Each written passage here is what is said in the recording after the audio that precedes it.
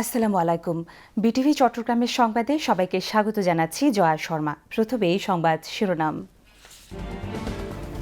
দুর্বৃত্তের গুলিতে গুরুতর আহত ইনকিলাব মঞ্চের মুখপাত্র শরীফ ওসমান হাদি এখনও আশঙ্কামুক্ত নন, ৪৮ ঘণ্টার পর্যবেক্ষণে।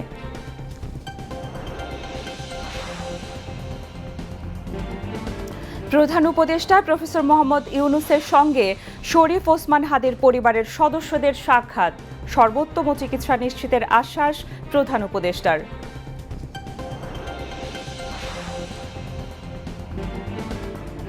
বেগম খালেদা জিয়ার শারীরিক অবস্থা অপরিবর্তিত, দেশি বিদেশি চিকিৎসকের সমন্বয়ে গঠিত মেডিকেল বোর্ডের তত্ত্বাবধানে চলছে চিকিৎসা।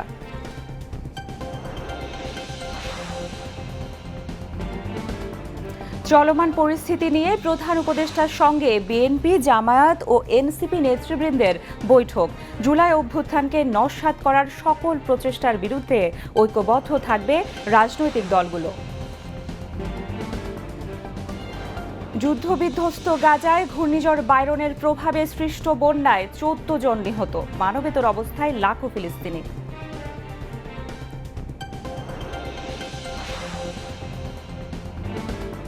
এবং অনূর্ধ্ব-১৯ এশিয়া কাপে আফগানিস্তানের দেয়া ২৮৪ রানের টার্গেটে ব্যাট করছে বাংলাদেশ।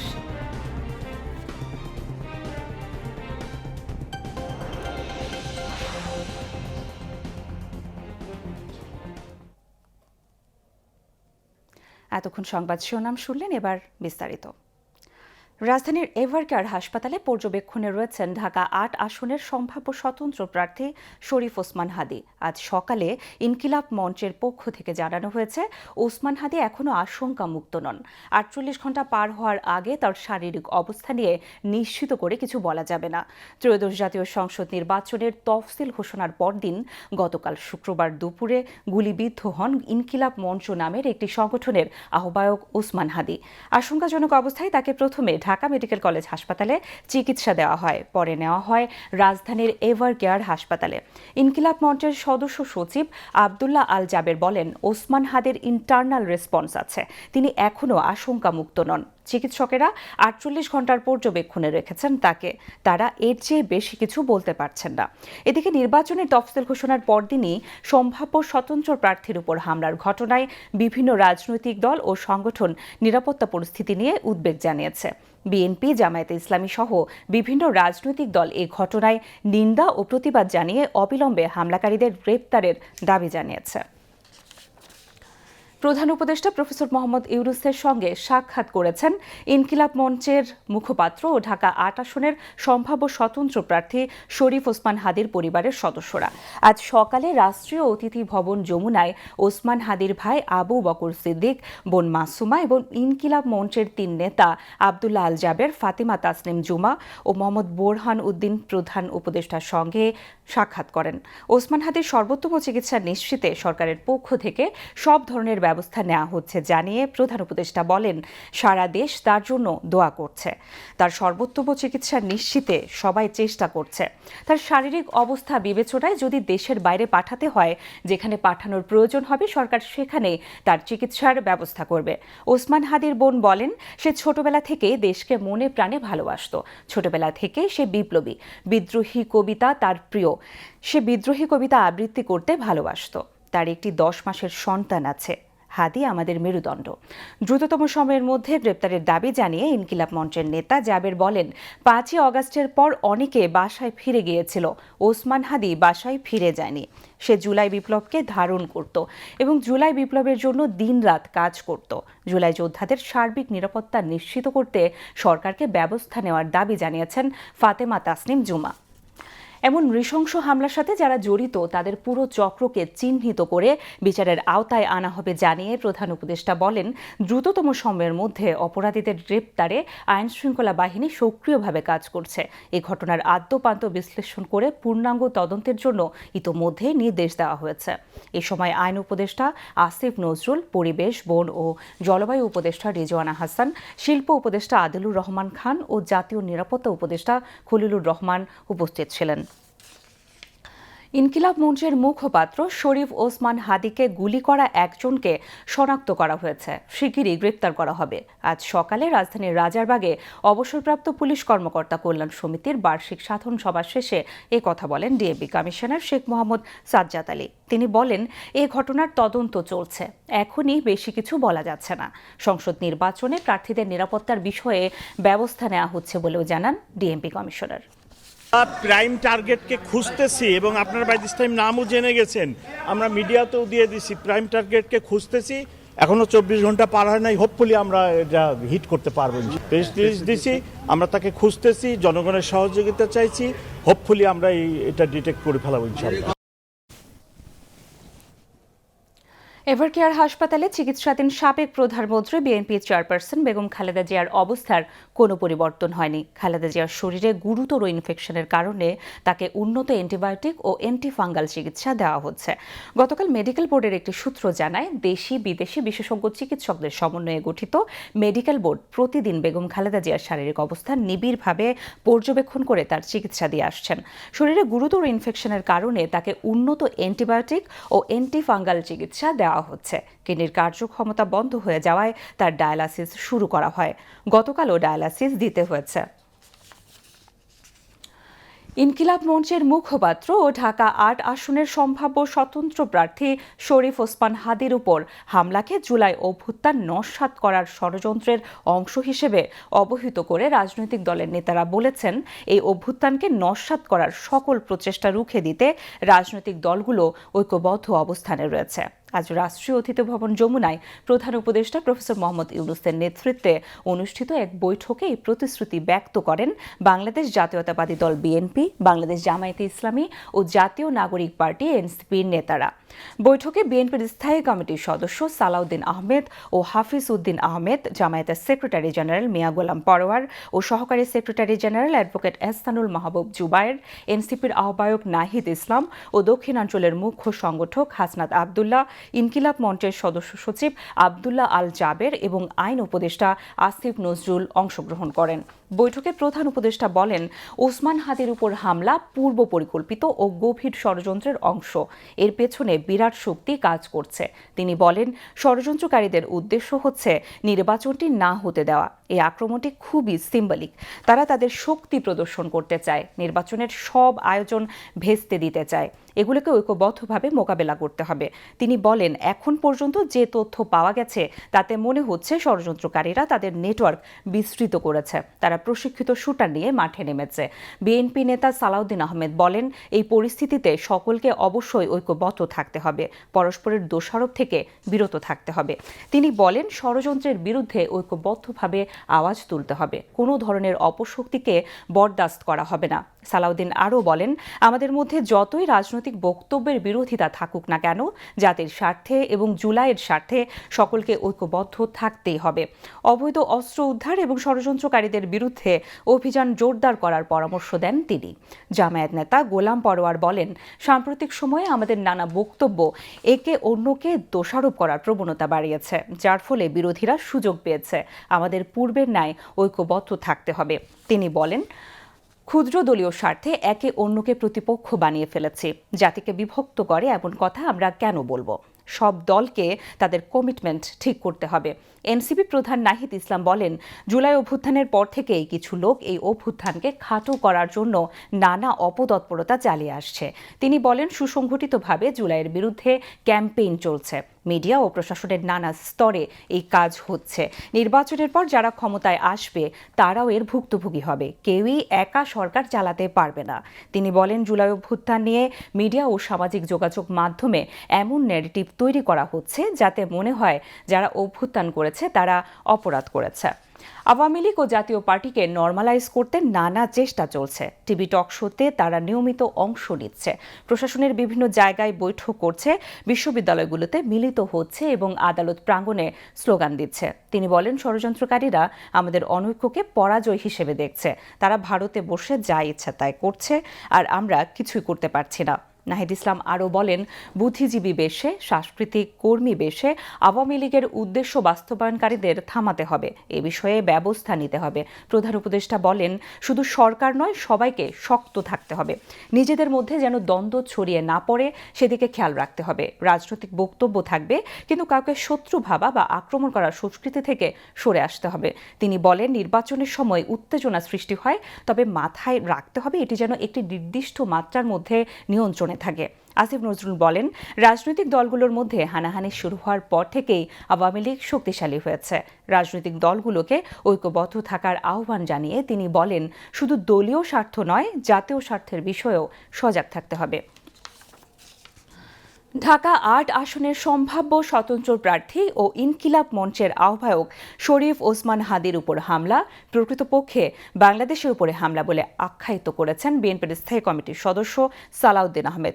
একই সঙ্গে এই হামলাকে বিচ্ছিন্ন কোনো ঘটনা নয় বলেও মনে করেন তিনি। সালাউদ্দিন আহমেদ বলেন, ফ্যাসিবাদ বিরোধী জাতীয় ঐক্যকে অটুট রাখতে হবে, এ প্রশ্নে কোনো আপোষ হবে না। জাতীয় নাগরিক পার্টির আহ্বায়ক নাহিদ ইসলাম বলেন, পলাতক ফ্যাসিস্ট আওয়ামী লীগ এখনও থেমে যায়নি, তারা বিদেশে বসে দেশের নির্বাচন বানচালের ষড়যন্ত্র করছে, এই অপশক্তিকে প্রতিহত করতে হবে। রাষ্ট্রীয় অতিথি ভবন যমুনায় প্রধান উপদেষ্টার সঙ্গে বৈঠক শেষে সাংবাদিকদের তারা এসব কথা বলেন। ওসমান হাদির উপরে হামলা প্রকৃতপক্ষে বাংলাদেশের উপরে হামলা। আমরা ফ্যাসিবাদ বিরোধী জাতীয় ঐক্য অটুট রাখবো, সুদৃঢ় করব। আমাদের মধ্যে রাজনৈতিক বিতর্ক হতে পারে, সামনে নির্বাচন, বিভিন্ন রকমের রাজনৈতিক বিতর্ক হবে, কিন্তু আমরা ওই পর্যায়ে বিতর্ক করব না যাতে করে আমাদের ঐক্য বিনষ্ট হয়। আমাদের চেতনা হচ্ছে জুলাই 2024-এর ছাত্র গণ অভ্যুত্থানের চেতনা, প্রত্যাশা, জন আকাঙ্ক্ষা, এটাকে আমরা ঊর্ধ্বে তুলে ধরব এবং জাতীয় ঐক্য হিসাবে আমরা ফ্যাসিবাদ বিরোধী জাতীয় ঐক্যকে অটুট রাখব। এই জায়গায় আমাদের কোনো আপোষ নাই। আমরা মনে করি নির্বাচনের এই সময়টায় যারা বাংলাদেশে নির্বাচন চায় না এবং নির্বাচনকে যারা একটি গণতন্ত্রের উত্তরণের পথ হিসেবে দেখতে চায় না, শক্তিশালী বা রাষ্ট্র বিনির্মাণের বিপক্ষে যারা, প্রকৃতপক্ষে গণতন্ত্রের বিরুদ্ধে শক্তি, তাদেরই এই কাজ। তারা বাংলাদেশেও আছে এবং বাংলাদেশের বাইরেও আছে। পতিত ফ্যাসিবাদকে অবশ্যই আমরা এই বার্তা দিতে চাই, এই জাতীয় কোনো ধরনের হামলা করে বাংলাদেশের গণতান্ত্রিক উত্তরণকে বাধাগ্রস্ত করতে পারবে না, প্রতিহত করতে পারবে না। মূলত এটা গতকালকের যে ঘটনা, এটা তো শুধু আসলে একজন ব্যক্তির সাথে বা একজন প্রার্থীর সাথে ঘটে যাওয়া ঘটনা না। আমি গতকালকে বলেছি এটা কোনো বিচ্ছিন্ন ঘটনাও না। এটা আওয়ামী লীগ যেই ষড়যন্ত্র ছক আঁকছে নির্বাচনকে ঘিরে, সেটার একটা শুরু বলা যেতে পারে। ফলে এই পরিবেশ, এই ধরনের পরিবেশকে আমরা কিভাবে একত্রে মোকাবেলা করব এবং সেটার জন্য যেই ফ্যাসিবাদ বিরোধী জাতীয় ঐক্য প্রয়োজন, সেটা যাতে অটুট থাকে। আমরা জানি নির্বাচনের রাজনীতিতে আমরা প্রতিযোগিতা করব, প্রতিদ্বন্দ্বিতা করব, একে অন্যের বিরুদ্ধে হয়তো বলবো, কিন্তু সেটা যাতে কখনোই একটা সীমাকে অতিক্রম না করে এবং আওয়ামী লীগকে যাতে কোনো সুযোগ সুবিধা করে না দেয়, এই ব্যাপারে আমরা সকলেই ঐক্যমত পোষণ করেছি। মনে রাখতে হবে যে আওয়ামী লীগ এই সকল পরিকল্পনা করতেছে দিল্লিতে বসে। ফলে ভারত সরকারের প্রত্যক্ষ বা পরোক্ষ মদত ছাড়া আওয়ামী লীগ এই ধরনের পরিকল্পনা করতে পারে না। এই ধরনের তৎপরতা, জঙ্গি তৎপরতা তারা করতেছে। জনগণের প্রতি আমাদের আহ্বান থাকবে যে রাজনৈতিক দলের জায়গা থেকে আমরা ঐক্যের আহ্বান জানাচ্ছি, কিন্তু জনগণের ভিতরে যেই দল মতেরই হোক না কেন, সে ঐক্যটা লাগবে। বিএনপির স্থায়ী কমিটির সদস্য আমির খসরু মাহমুদ চৌধুরী বলেছেন, দেশ গড়ার পরিকল্পনা বাস্তবায়ন কারো একার পক্ষে সম্ভব না, জনগণকে সম্পৃক্ত করে এটি বাস্তবায়ন করতে হবে। আজ রাজধানীর কৃষিবিদ ইনস্টিটিউশন মিলনায়তনে বিএনপির দেশ গড়ার পরিকল্পনা শীর্ষক কর্মসূচির ৭ম দিনের উদ্বোধনী অধিবেশনে তিনি এই কথা বলেন। আমির খসরু মাহমুদ চৌধুরী বলেন, দেশকে অস্থিতিশীল করতে ষড়যন্ত্র চলছে, এটি মোকাবেলায় সকলকে সচেতনভাবে কাজ করতে হবে। বিএনপির দেশ গড়ার পরিকল্পনা মানুষের মাঝে পৌঁছে দিতে নেতাকর্মীদের প্রতি আহ্বান জানান তিনি। বিএনপির সিনিয়র যুগ্ম মহাসচিব অ্যাডভোকেট রুহুল কবির রিজভীর সভাপতিত্বে এ সময় দলের অন্যান্য নেতৃবৃন্দ উপস্থিত ছিলেন।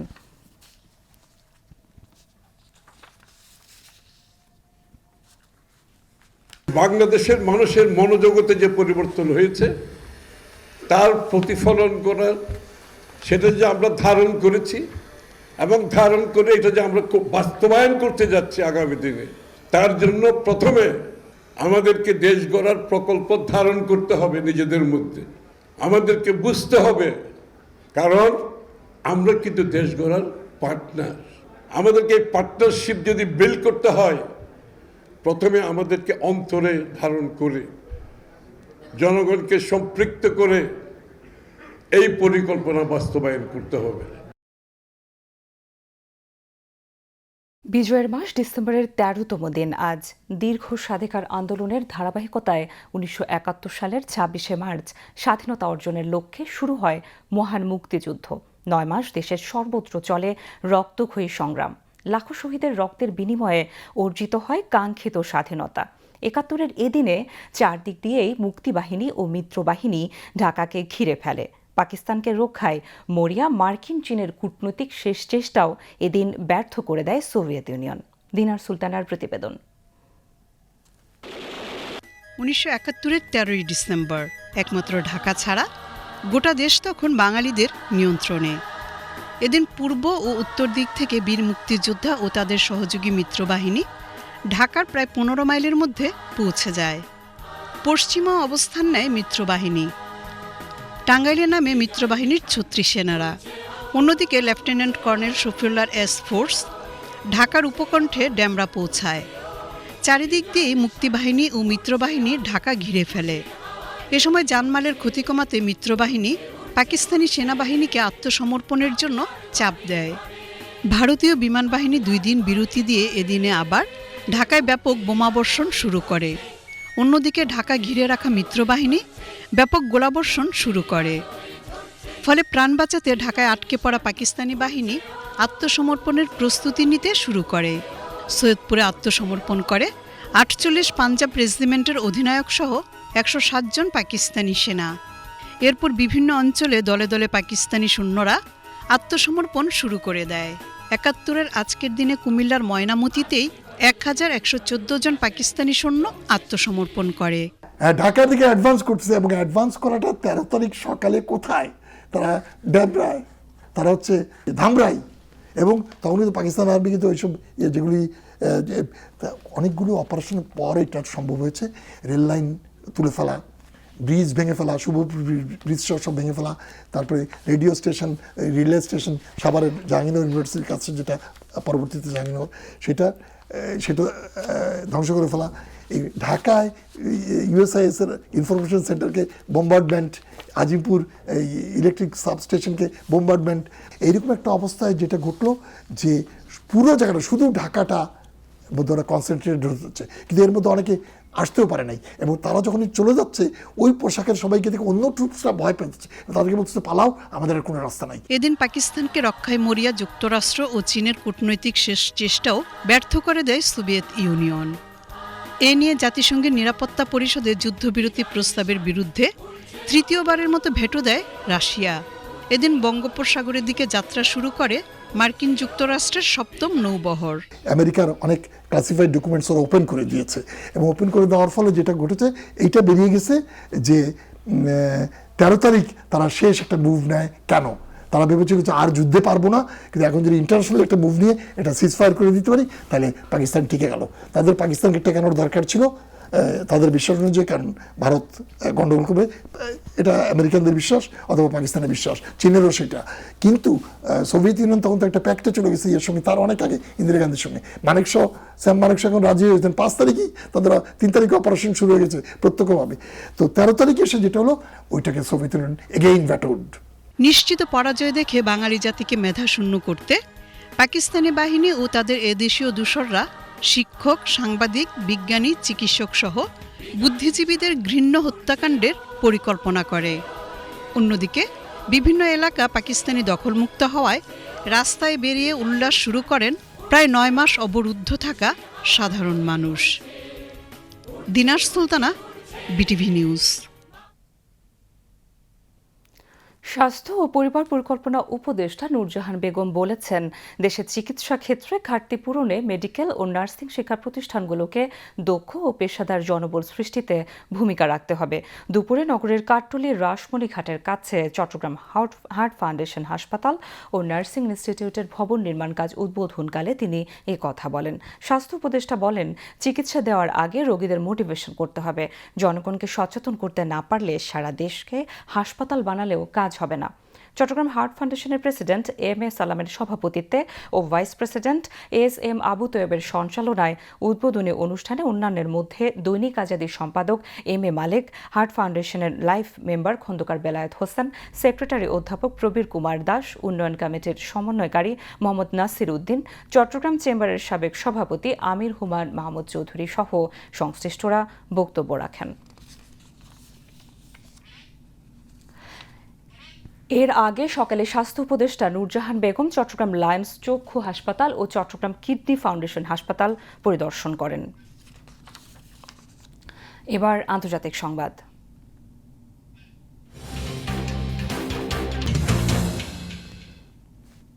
শীতকালীন ঝড় বাইরনের প্রভাবে সৃষ্ট ভারী বৃষ্টিপাত এবং তীব্র ঠান্ডায় গাজা উপত্যকায় গত 24 ঘণ্টায় শিশুসহ কমপক্ষে 14 জনের মৃত্যু হয়েছে বলে নিশ্চিত করেছে কর্তৃপক্ষ। এছাড়াও টানা বৃষ্টিপাতে সৃষ্ট বন্যায় শত শত তাঁবু তলিয়ে গেছে। এতে ভয়াবহ পরিস্থিতিতে পড়েছেন লাখ লাখ বাস্তুচ্যুত ফিলিস্তিনি।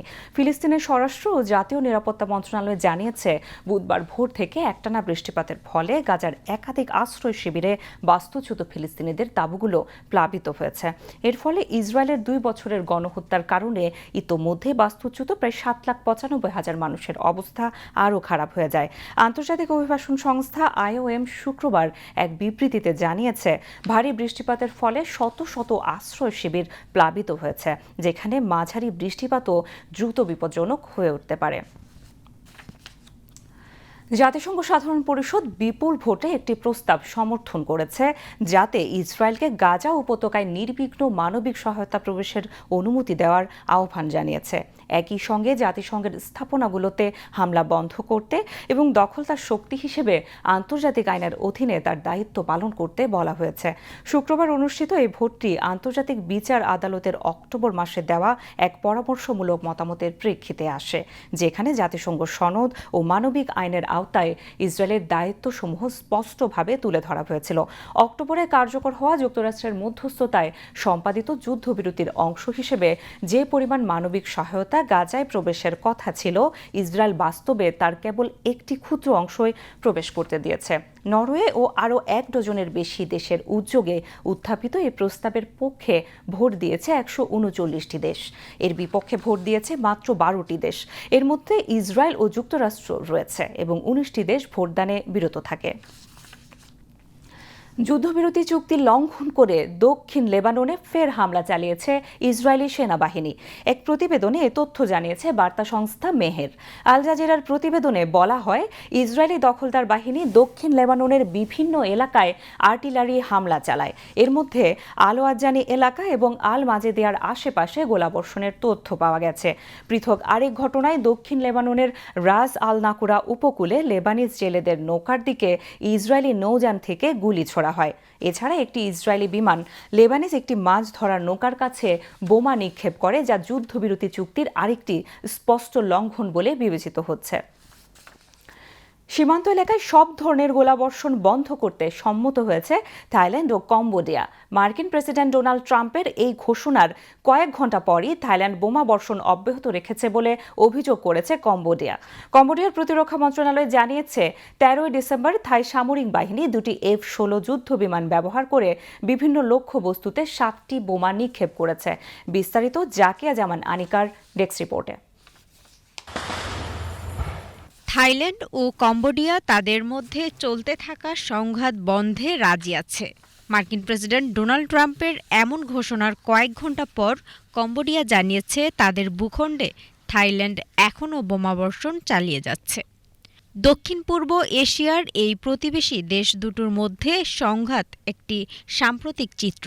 ঔপনিবেশিক আমল থেকে দেশ দুটোর মধ্যে প্রায় ৮০০ কিলোমিটার সীমান্ত জুড়ে কিছু বিতর্কিত স্থাপনা নিয়ে সংঘাত প্রায়শই মাথাচাড়া দিয়ে ওঠে। গত কয়েকদিন ধরে চলতে থাকা সংঘাতকে কেন্দ্র করে ৫ লাখেরও বেশি মানুষকে সরিয়ে নেওয়া হয়েছে সীমান্ত এলাকা থেকে। থাইল্যান্ড ও কম্বোডিয়া একে অপরকে এই সহিংসতা উস্কে দেওয়ার জন্য দায়ী করে আসছে। কম্বোডিয়ার প্রতিরক্ষা মন্ত্রণালয় সামাজিক যোগাযোগ মাধ্যম এক্সে দেয়া এক বার্তায় বলেছে, আজ শনিবার থাইল্যান্ডের দুটি F-16 জঙ্গি বিমান কম্বোডিয়ার কয়েকটি স্থাপনা লক্ষ্য করে 7টি বোমা ফেলেছে। এতে আরও বলা হয়, থাইল্যান্ডের সামরিক বিমানগুলো কম্বোডিয়ার বোমাবর্ষণ বন্ধ করেনি। এ সপ্তাহে থাইল্যান্ড কম্বোডিয়ার বিতর্কিত সীমান্ত জুড়ে ছড়িয়ে পড়া সংঘাতে ইতোমধ্যে ২০ জনের প্রাণহানি হয়েছে। এরকম পরিস্থিতির মধ্যে শুক্রবার মার্কিন প্রেসিডেন্ট ডোনাল্ড ট্রাম্প জানান, দেশ দুটি তাদের মধ্যে সংঘাত বন্ধে রাজি আছে। এ বিষয়ে ট্রাম্প তার ট্রুথ সোশ্যাল প্ল্যাটফর্মে লিখেন, দীর্ঘদিন থেকে চলতে থাকা বিরোধের কারণে সৃষ্টি হওয়া সাম্প্রতিক সংঘাতের মুখে আমার সঙ্গে থাইল্যান্ডের প্রধানমন্ত্রী আনুতিন চারভিরাকুল এবং কম্বোডিয়ার প্রধানমন্ত্রী হুন মানেতের সঙ্গে সকালে খুব ভালো আলোচনা হয়েছে। তিনি আরও বলেন, থাইল্যান্ড এবং কম্বোডিয়া সংঘাত থেকে সরে এসে আমার ও মালয়েশিয়ার প্রধানমন্ত্রী আনোয়ার ইব্রাহিমের সহায়তায় স্বাক্ষর করা শান্তি চুক্তিতে ফিরে যাওয়ার কথা জানিয়েছেন। গত জুলাই মাসে যুক্তরাষ্ট্র, চীন ও মালয়েশিয়ার উদ্যোগে থাইল্যান্ড ও কম্বোডিয়ার মধ্যে একটি যুদ্ধবিরতির চুক্তি স্বাক্ষর হয়। এর মাধ্যমে সে সময় ৫ দিন ধরে চলতে থাকা সীমান্ত সংঘাতের অবসান ঘটেছিল। জাকিয়া জামান আনিকা, বিটিভি নিউজ। আবারও দেশের খবর। গাড়ি নির্মাণ শিল্পে জাপানের বিখ্যাত ব্র্যান্ড টয়োটার গাড়ি পার্টনারশিপ ভিত্তিতে বাণিজ্যিক কার্যক্রম শুরু করেছে দেশের গাড়ি সংযোজনকারী সরকারি প্রতিষ্ঠান প্রগতি ইন্ডাস্ট্রিজ। সকালে চট্টগ্রামের সীতাকুণ্ডের প্রগতির কারখানায় বাণিজ্যিক কার্যক্রমের উদ্বোধন করেন শিল্প সচিব মোহাম্মদ ওবায়দুর রহমান। এ সময় টয়োটা বাংলাদেশ লিমিটেডের ব্যবস্থাপনা পরিচালক সহ অন্যান্য কর্মকর্তাগণ উপস্থিত ছিলেন। উদ্বোধনী অনুষ্ঠানে শিল্প সচিব বলেন, জাপানি ব্র্যান্ড টয়োটা সহ অন্যান্য আন্তর্জাতিক ব্র্যান্ডের গাড়ি প্রগতির সঙ্গে যৌথভাবে অ্যাসেম্বলে আলোচনা চলছে। পাশাপাশি বাংলাদেশের নিজস্ব ব্র্যান্ডের গাড়ি উৎপাদনের লক্ষ্যে কাজ করছে সরকার। আমজাদ হোসেনের প্রতিবেদন। দেশে গাড়ি সংযোজনে একমাত্র সরকারি প্রতিষ্ঠান প্রগতি ইন্ডাস্ট্রিজ লিমিটেড। 1966 সালে প্রতিষ্ঠার পর থেকে নামি দামি বিভিন্ন আন্তর্জাতিক ব্র্যান্ডের গাড়ি অ্যাসেম্বল করে আসছে প্রতিষ্ঠানটি। এরই ধারাবাহিকতায় এবার জাপানের বিখ্যাত ব্র্যান্ড টয়োটার সঙ্গে যৌথভাবে গাড়ি উৎপাদনের লক্ষ্য নিয়েছে তারা। এ উপলক্ষে শনিবার সীতাকুণ্ডে টয়োটার 2700 সিসি হাইস মডেলের গাড়ি সরবরাহের পার্টনারশিপ বাণিজ্যিক কার্যক্রম শুরু হয়। প্রথম ক্রেতা হিসেবে এদিন শিল্প মন্ত্রণালয়ের কাছে গাড়ির চাবি হস্তান্তর করে প্রগতি ইন্ডাস্ট্রিজ ও টয়োটা বাংলাদেশ লিমিটেড। এই যৌথ কার্যক্রমের উদ্বোধনী অনুষ্ঠানে শিল্প মন্ত্রণালয়ের সচিব বলেন, টয়োটার গাড়ি প্রগতি অ্যাসেম্বল করলে বাজারে কম দামে ভালো মানের গাড়ি পাওয়া যাবে। শুধু টয়োটা নয়, অন্যান্য ব্র্যান্ডের গাড়িও এখানে অ্যাসেম্বলের পরিকল্পনা রয়েছে সরকারের। অ্যাসেম্বলির পাশাপাশি আমরা নিজেরা যাতে তৈরি করতে সক্ষম হই, ইঞ্জিন তৈরি করা সহ অন্যান্য বিষয়গুলো সেগুলো আমরা করার চেষ্টা করছি। ইভেন এরকমও চেষ্টা করছি যে আমরা ইঞ্জিন বাড়ি থেকে নিয়ে এসে আমরা এখানে নিজেরা নিজেদের বডি বা অন্যান্য যে সমস্ত কার্যক্রম আছে সেগুলো অ্যাসেম্বল করে আমরা নিজেরাই ব্র্যান্ড তৈরি করব। নির্বাচিত সরকার আসলে আমরা মনে করি যে এটা আরও বেগবান হবে এবং আমরা চাই যে প্রগতি ইন্ডাস্ট্রি বাংলাদেশের ইন্ডাস্ট্রি আমাদের অটোমোটিভ ইন্ডাস্ট্রির ক্ষেত্রে একটা পায়োনিয়ার হোক এবং এখান থেকে আমরা যাত্রা শুরু করব যাতে করে আমরা আমাদের ব্র্যান্ডকে আমরা বিশ্বের বুকে পরিচিত করতে পারি। পাশাপাশি আমাদের দেশেও অনেক চাহিদা আছে, এই চাহিদা পূরণ করে যাতে আমরা পার্শ্ববর্তী দেশ সহ অন্যান্য দেশে আমরা রপ্তানি করতে পারি, সেই লক্ষ্যে আমাদের সরকার কাজ করছে। এ খাতের শুধু সরকারি প্রতিষ্ঠান নয়, বেসরকারি প্রতিষ্ঠান নিয়েও সরকারের নানামুখী পদক্ষেপ রয়েছে। সরকার চায় বাংলাদেশে নিজস্ব ব্র্যান্ড তৈরি করতে। আমরা সবসময় পজিটিভ, আমরা শুধু সরকারি প্রতিষ্ঠান প্রগতি সেটি না, আমরা অন্যান্য প্রতিষ্ঠান আমরা জানি যে আকিস গ্রুপ সহ অন্যান্য যে সমস্ত প্রতিষ্ঠান তারা আমরা বিভিন্ন সময়ে সোশ্যাল মিডিয়া সহ আপনাদের মাধ্যমে আমরা জানতে পারি যে তারা চেষ্টা করছে যে নিজেদের একটা ব্র্যান্ড তৈরি করে তারা বাংলাদেশের বাজার সহ বিভিন্ন জায়গায় তারা রপ্তানি করবে। সেক্ষেত্রে আমরা তাদেরকে পলিসি সাপোর্ট দিচ্ছি এবং আমরা পজিটিভলি তাদেরকে বিভিন্ন সহায়তা করছি এবং এনবিআরকে আমরা বলেছি যে যারা দেশে উৎপাদন করবে তাদের যাতে আরও সহযোগিতা করা হয়। এ সময় প্রগতি ইন্ডাস্ট্রিজ লিমিটেডের নিয়ন্ত্রণকারী প্রতিষ্ঠান বাংলাদেশ ইস্পাত ও প্রকৌশল কর্পোরেশনের চেয়ারম্যান জানান, প্রচলিত গাড়ির পাশাপাশি ইলেকট্রিক গাড়ি অ্যাসেম্বলের দিকে এগুচ্ছে প্রগতি। সরকার ইলেকট্রিক ভেহিক্যাল অথবা ইলেকট্রিক যে বাস সেদিকে যাচ্ছে। তো সেই ক্ষেত্রে যেটা হচ্ছে আমরাও যেই সমস্ত প্রতিষ্ঠান যারা এই ইলেকট্রিক বাস বা ইলেকট্রিক ভেহিক্যাল নিয়ে কাজ করতে চাচ্ছে তাদের সাথে আমরা জয়েন্টলি কাজ করার জন্য উদ্যোগ নিয়েছি। আমরা মোটরসাইকেলের ক্ষেত্রে ইভি অ্যাটলাস মোটরসাইকেল নামে আমরা ইলেকট্রিক মোটরসাইকেল কিন্তু বাজারজাত করেছি। বাংলাদেশে গাড়ির জগতে পথপ্রদর্শক এই প্রগতি। তার দক্ষ জনবলকে কাজে লাগিয়ে যৌথ এই পথচলাকে আরও বড় পরিসরে নিতে চায় Toyota Bangladesh limited. The delivery of this vehicle is not just a handover, it's also a meaningful step toward efficiency, mobility and also national development as well. With these vehicles, we hope Pragati Industries' mission, even more strongly, they will continue to the infrastructure of Bangladesh nation. Toyota's recognition of our growing industrial strength, skilled workforce and long-term market operation. Our partnership is built on shared values, excellence, commitment and long-term vision. Together we aspire to expand local assembly capacity, introduce advanced manufacturing and automated technologies, generate skill employment, ensure world-class Toyota vehicles for Bangladeshi customer, and contribute significantly to the government vision of a modern, self-reliant industrial sector. প্রথম দফায় সরবরাহের জন্য ৩৬টি টয়োটার গাড়ি প্রস্তুত রয়েছে প্রগতির কারখানায়। দেশের সুনাম বজায় রাখতে নিষ্ঠার সঙ্গে কাজ করছেন তারা। প্রগতির প্রত্যাশা, তাদের এ ধারা অব্যাহত থাকলে ভবিষ্যতে আরও বেশি বিদেশি প্রতিষ্ঠান কাজ করতে আগ্রহী হবে। প্রগতির বহরে যুক্ত হবে আন্তর্জাতিক মানের আরও বেশি ব্র্যান্ডের গাড়ি। আমজাদ হোসেন, বাংলাদেশ টেলিভিশন, চট্টগ্রাম।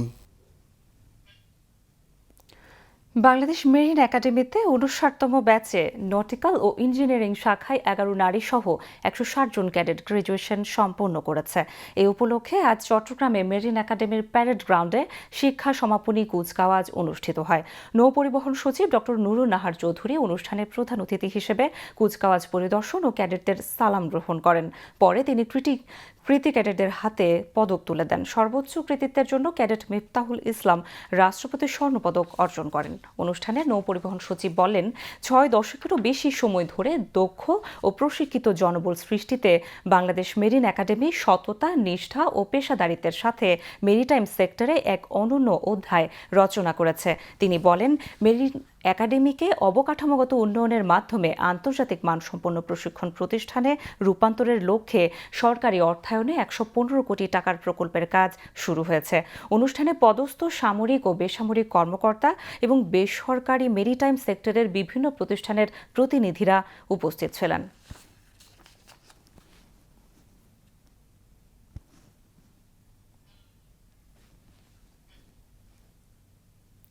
নির্বাচনের তফসিল ঘোষণাকে স্বাগত জানিয়ে এবং ঢাকা ৮ আসনের সম্ভাব্য স্বতন্ত্র প্রার্থী শরীফ ওসমান হাদির উপর হামলার প্রতিবাদে চট্টগ্রাম কলেজ ছাত্রদলের উদ্যোগে মিছিল অনুষ্ঠিত হয়েছে। সংগঠনের সদস্য সচিব ওমর ফারুকের নেতৃত্বে মিছিলে চট্টগ্রাম মহানগর আওতাধীন বিভিন্ন কলেজ ও থানা ছাত্রদলের নেতৃবৃন্দ উপস্থিত ছিলেন। এবার আবহাওয়ার খবর।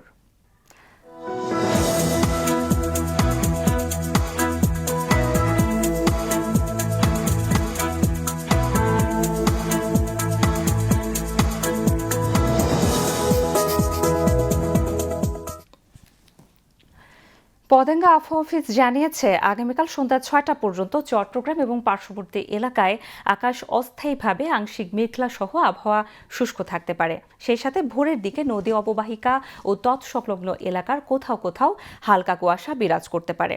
রাত এবং দিনের তাপমাত্রা প্রায় অপরিবর্তিত থাকতে পারে। পরবর্তী ২৪ ঘন্টায় আবহাওয়ার সামান্য পরিবর্তনের সম্ভাবনা রয়েছে। নগরীতে আজ সর্বোচ্চ তাপমাত্রা ছিল ৩১ ডিগ্রি সেলসিয়াস, যা স্বাভাবিকের চেয়ে ৪ ডিগ্রি বেশি এবং সর্বনিম্ন তাপমাত্রা ছিল ১৭.৮ ডিগ্রি সেলসিয়াস। সেলসিয়াস, যা স্বাভাবিকের চেয়ে 2.2 ডিগ্রি বেশি। আগামীকাল চট্টগ্রামের সূর্যোদয় 6টা25 এবং সূর্যাস্ত 5টা11। এবার জানিয়ে দিচ্ছি কর্ণফুলী নদীতে আগামীকালের জোয়ার ভাটার সময়সূচি। জোয়ার শুরু হবে রাত 2টা58, ভাটা সকাল 8টা53। পরবর্তী জোয়ার শুরু হবে বিকেল 3টা9 এবং ভাটা রাত 9টা42।